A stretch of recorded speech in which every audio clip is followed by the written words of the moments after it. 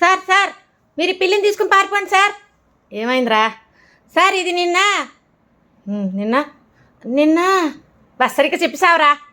Sir నిన్న ఇది తాగి తాగి మీరు 2 కోట్ల కారు ఇచ్చారు కదా సార్. ఇచ్చాను. లైసెన్స్ లేకుండా డ్రైవ్ చేసింది సార్.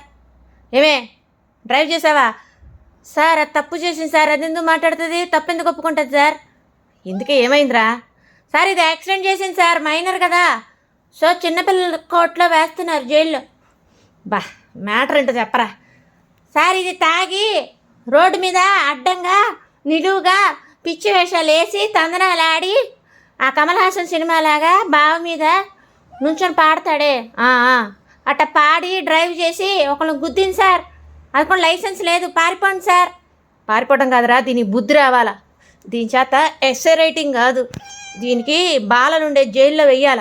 చెప్పకూడదు తినాలి జైల్లో. అదేంటి సార్ ఇంత అపరూపంగా పెంచుకున్నారు? ఎరా ఎవరినైతే గుద్దిందో వాళ్ళకి అమ్మా నాన్నలు లేరా?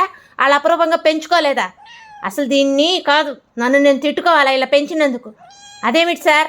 అవునరా, నాకు చెప్పకుండా వెళ్ళింది, కానీ నేనైనా దీన్ని చూడాలి కదా, తెలుసుకోవాలి కదా ఇది ఎక్కడుందో, అసలు ఇది ఏం చేస్తుందో. అది కరెక్టే సార్. ఇప్పుడు దీన్ని ఏం చేయమంటారు? ఇంకేముందిరా, ఓ 3 రోజులు జైల్లో వేస్తారు దీన్ని. బాల శిక్షా శిబిరం అని ఒకటి ఉంటుంది, చెప్పకూడదు తినాలి. ఇది బుద్ధి రావాలి దీనికి. అడ్డగాడిద సిగ్గులేదా?